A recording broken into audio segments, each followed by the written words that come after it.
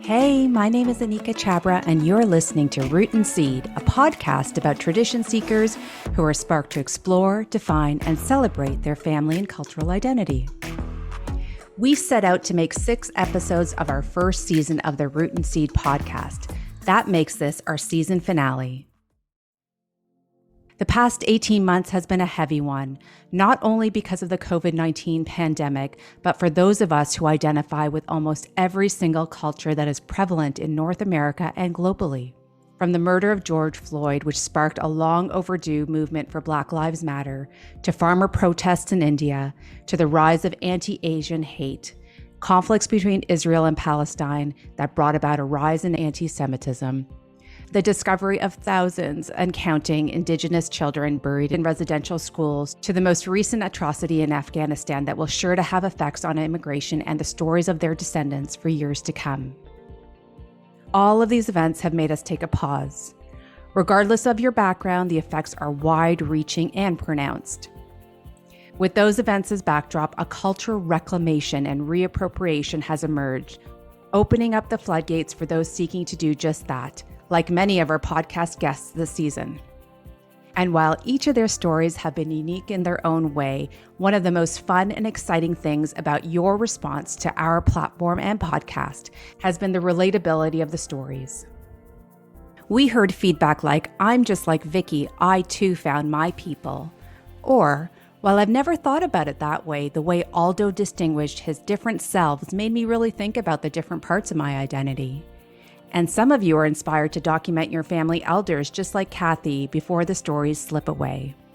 With all that in mind, when thinking about writing an introduction for Alex, our season finale guest, we wanted to ensure that we didn't over-rotate or over-narrate. You see, Alex's story is super relatable and in some ways not overly unique. What is impressive and commendable is his understanding of the effects that his story has had on his outlook, behavior, and values as a professional, a husband, a father, and simply as a human being. Take a listen. I am a first-generation Canadian in that my parents, I think that's the right terminology for it, or my parents immigrated here right before I was born. And so I'm technically born in Canada, I have Canadian citizenship. I am first and foremost a Canadian, if you put it in those sort of technical terms.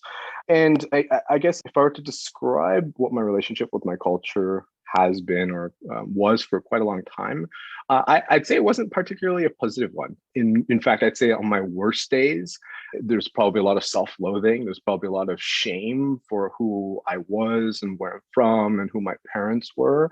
And, it's a lot of that is a circumstance of being a Korean family living in rural Ontario that owned and operated the convenience store, right? And there was this really sort of deeply rooted racist upbringing that I experienced for quite a bit of my formative life.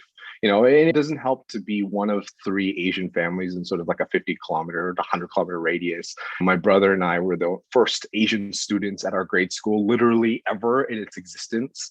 At the end of the day, it should go without saying that we lived a life that was kind of colored by almost every shade of racism that you could think of, from like the really blatant stuff, from being like profiled by police officers or local police officers to more like subversive microaggressions, which at the time we didn't necessarily understand nor have the right words to articulate what they were. But we lived through that. It was very much a lived experience for quite a bit of my youth. I won't go necessarily into sort of like what those racist acts were and what I went through on the day-to-day, because that the acts themselves aren't necessarily important through this conversation, at least.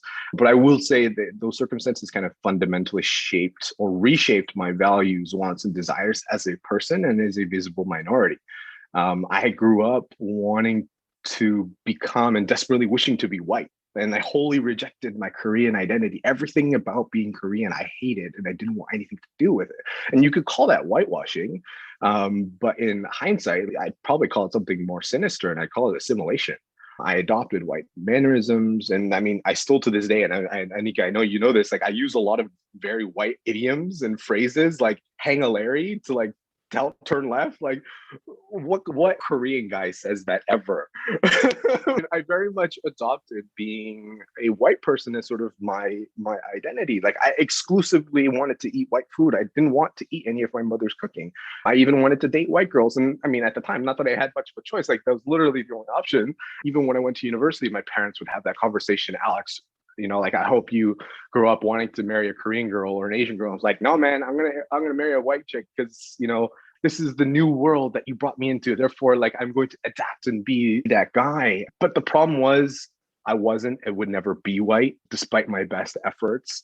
And I think the worst part of all of this is that this pursuit kind of led to this really toxic feedback loop that reverberated out to the rest of my family. The racism that was piled on top of me, resulting in me wanting to assimilate to becoming a white person and doing all these things to be white and sort of erasing my cultural identity, affected how my parents viewed themselves. It affected their confidence and affected their belief in who they were. It affected my brother's belief in who he was. And in retrospect, I could see my parents giving up their Korean identity too, because I kept echoing to them, you brought me to this rural area, you brought me to this new sort of white world, therefore we need to be more white. And if I think back, I can see them sort of giving up a lot of these points of identity, like being a Korean, like the food, like we stopped eating Korean food for quite a long time. We almost moved exclusively to the English language for quite a while. And we speak Konglish now, Korean English combined. And I forced them to do all these things. It wasn't something that I'm necessarily proud of now when I look back at it. I think shows you this really sort of negative relationship that I had with my culture growing up. And this kind of persisted for the better part of like 10 years. Like shades of this was my experience for a while. It isn't until maybe like the final years of university where things maybe started to get a little better. I went to Queens, aka the whitest school in the country. I think you can see quite a obvious pattern. And after graduating and moving to Toronto, it wasn't really until I met my wife that like a true cultural identity renaissance took place. Here I am, a Korean guy who has rejected everything about himself, wanting to sort of assimilate to being white. And then here's my wife who grew up in Toronto, surrounded by friends who look like her, who come from the same place as her, who are Chinese, who speak the same language, with the same sort of lived experience. She too also experienced shades of racism throughout her life, as all visible minorities do, but not to the extent that I did. And when I injected my own life into the way she was living, I felt a comfort in wanting to sort of reestablish and reclaim elements of my Korean identity, elements of my Korean background, and make it more of who I am, and kind of do the reverse judo move where I'm now rejecting whiteness. A lot of that reversal is still quite new to me, right? I'd say the past 4 or 5 years are probably where sort of my reclamation or this renaissance has been happening, and it's been sort of a steep climb. Before it was maybe pockets of activity here and there, but now it's more of a hockey stick, right? And it's sort of skyrocketed with everything that's happening in the world, with media finally spending more money and time covering visible minority, not just in news, but in entertainment and everywhere. And with the representation, I feel much more comfortable, and it's helped me shed quite a toxic piece of baggage that I've been carrying for quite some time. I feel like talking about this stuff is always so cathartic because it's so hard to talk about reclaiming cultural identity, especially with people who may not understand your lived experience. I think just being able to share that publicly, maybe someone will be able to connect with it, maybe someone will be able to relate with it through, certainly not the same details, but through sort of like the same broad strokes. I think sort of a really key point for me in sort of this whole hearing other people say it or seeing other people living the same thing is like when Kim's Convenience was a play, that to me was sort of a huge inflection point for me because I saw my life on the stage. right? Like I literally saw everything from my childhood, from the dynamic between my family, the dynamic between people outside my family, owning a convenience store, and all these this confluence of events and factors and things unfolding in front of me. And I was like, that is my life. Someone has lived this before. I feel seen. I don't feel alone anymore. And I think that ultimately gave me so much more confidence to say, I can do this. I can feel comfortable with who I am. I can feel comfortable with this experience of learning for the first time who I should have always been and who I was meant to be. When it's all those things that I felt ashamed of before, I no longer have to, because it's not an isolated thing. I'm so glad that that's not something that I'm going through by myself, because loneliness is ultimately the thing I feel hurts so many people in their sort of ability to hold on to their identity. When you feel like you're doing it by yourself, it feels like you have the weight of the world on you, and that's not a nice feeling.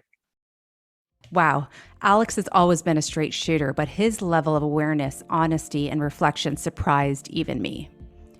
And I love what he said about seeing evidence in the world of his story and how it invited him to experience a safety in exploring his culture as part of his identity. He then shared a realization that was so simple yet so impactful and puts a spotlight on how important a name is to one's identity beyond just being a label. My Instagram handle for a very long time used to be Troy_Alexander. When you actually spell it out, it's Troy, Troy, and Alexander spelled like a Russian. And the reason why I did that is because growing up, a lot of people could not pronounce my name, and they messed up my name quite a bit. And like when you actually look at Choi, Choi, and like you actually think about it, it's like, how the hell do you screw that up? Like there are there are maybe two or three permutations of that I could like forgive, but at the end of the day, like there have been enough Koreans out in the world, like if you watch golf, there's Anthony Kim, and like sure his name's easier, but like would you put Choi in there? Like I think KJ Choi, I think that's another golf player. My name is out there. It's not that hard to figure out. But before then, before I'd figure this out and I'd start to get a little angry about this, like people were just saying, oh, Troy, oh, I can't say that. The way you're describing it, like I'm gonna butcher it. So I'm just gonna call you Troy, right? Like Helen of Troy, right? And so I had kind of leaned into this again because I was trying to be white, because I was trying to assimilate to the people around me. I just leaned into it. And same thing with, I mean, like, since I'm leaning into a white version of my name, let's turn my full name into another white version. So let's use the Russian spelling of Alexander for shits and giggles. So that was my handle, and that was sort of a thing that I lived with for quite a while. Even this notion of Troy, people's grandparents were calling me this like 15 years ago, right? And so this is not necessarily a new thing, but I think very recently, and it's funny, I'm ashamed about this story, but I'm going to share it anyways. Our colleague, an old colleague of ours, Hangyul, but her name's actually pronounced Hangyul. She's a Korean, and she has a Korean name, and she owns this, right? She's probably lived with sort of a more sinister version of people butchering her name, where people, just anglicize it, and she's anglicized her name as well, and she's kind of lived with even other Koreans like me, butchering her name. And I did it out of pure laziness. And like, I'm ashamed to say, like, I would say Hank Hill, or I wouldn't use the correct pronunciation of her name. And I thought that was so shameful. And very recently, when the whole anti-Asian racist point in time where there was all this violence happening against Asians, there was a kind of a sub movement of people reclaiming the correct pronunciation of their Asian name, or even just their Asian name in general, and sort of ditching their anglicized name or their English name, and going for their true name. And she posted a story about how she was reclaiming her name and how she was explaining how her name's pronounced and why it's important to her. And I think that struck a chord with me, where I was like, I want to do the same too, because I had changed the pronunciation of my name and what that was because, ultimately, I was trying to make it more convenient for people around me. And I was to be quite blunt, I was making it convenient for white people. I didn't care, or I still don't care anymore about making anything convenient for anyone outside of myself and my family and the people that I care about. That was sort of a moment in time where I said to myself very clearly, it's like, I'm no longer this person, this, like Troy. I'm no longer this Alexander. I mean, I've kept the spelling of Alexander in this Russian form because I think it's funny. And I like KS over X, but I digress. But this whole point of like changing Troy to Troy that is, one of the sort of big steps, I think, in changing how I thought about my name. Right. Which is something that a lot of people grapple with. Names are such an important part of who you are. Even now, like when I meet with someone and I don't know how to pronounce their name, I make sure I spend the time, even if it takes up 5 minutes of a 30-minute meeting, I will make sure I get it right. What Alex shares next speaks to the depth of his introspection and his level of understanding and appreciation for his culture and its role in his life. Thing that to me has helped me remember this pursuit that I'm going through and sort of be a constant reminder of, this evolution that I'm going through is I got a tattoo about a year and a half ago, maybe a little longer than that, on my arm. It's of a smoking tiger, and it's done in a traditional Korean folk art style called minhwa. I'm butchering this pronunciation because my Korean is awful. So if there's any Korean listening, please don't kill me. But what this tattoo ultimately kind of symbolizes to me are two things. One, the minhwa art style is specifically like a folk art style that was sort of epitomized by all these sort of like images and artistic depictions done by unknown artists of very little professional training. It's very sort of like you just kind of figuring it out as you go and you're just doing it. It's like the people's art. And the image itself, the tiger smoking, is representative of an age-old saying, kind of like how people say, once upon a time.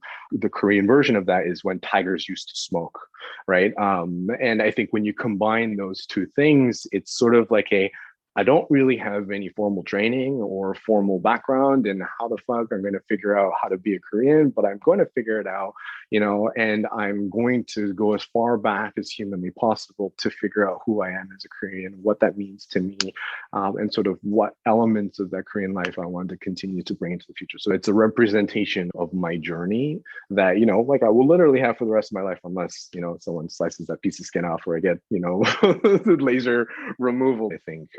Is a constant reminder to keep reclaiming who I am. Alex's story about his Instagram handle and the meaningful tattoo are pure, irrefutable evidence that Alex is at the height of his journey. And what an awesome journey he is on, just in time to make an impact on how he and his wife are raising their daughter. I asked Alex one last question. What advice would you give to others who are seeking to connect with their culture? And he painted a picture of the attitude that one could take when starting to do so. I'm not going to say that everyone had the same lived experience as me, but if there was something that you grew up feeling ashamed of, or grew up feeling that you don't enjoy this part of who you are, where you're from, because of how others used to react to it. A very prime example of that would be, your kimchi fridge. I'm sure a lot of people who have a kimchi fridge and had friends come over would be like, what is that ungodly smell? To catalog all of those things and to, I'd used this terminology before, but do a reverse judo move on it now in your adult life. Take everything that you were ashamed of, take everything that you hid from and own it, and make it the thing where you're going to carry it with pride, carry it unabashedly, kind of force it on to other people that might have otherwise shamed you for it. So like in the alternate universe, if people were like, what is that smell? Your Korean fridge is gross with all the kimchi. I was like, well, A, get the hell out of my house, and B, it's delicious, right? And so like, if you don't like it, go to your house where you smell no food because you eat boring ass crap.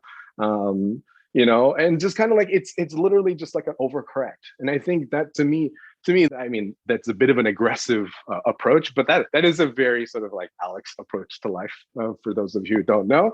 But like, it's those sorts of things. So next time I'll probably serve kimchi if I have a dinner party, and I'll find those moments of like self-inflicted shame and ultimately sort of like completely change the narrative that's been sort of baked into my head. And I think that's ultimately one of the best ways to embrace it in my mind. Alex's journey can be nicely summarized as from hang a Larry to a reverse judo move. And in more direct terms, from racism and rejection to acceptance, celebration, and overcorrection. We are excited to continue following Alex from this newer, richer vantage point. Super proud of our friend, and a million thank yous to Alex. Well, that's it, folks. Season 1 is in the books. Pure gratitude to you for listening, for your feedback, and for sharing your stories as a result of our guests this season, lending us their voices, their stories, their hearts as a way to inspire others. Planning for Season 2 is well underway, and we would love to hear from you.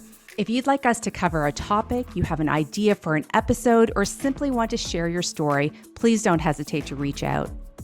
And if you haven't heard yet, we are in the midst of launching something super special for our community to start collecting, documenting, sharing their stories of heritage, culture, family, and tradition in the Root and Seed Conversation Tool. Go to rootandseed.com to learn more and to join our waitlist today. Bye for now. Root and Seed is hosted by me, Anika Chabra, executive produced by Jen Sarapong Mandel, and edited by Camille Blais.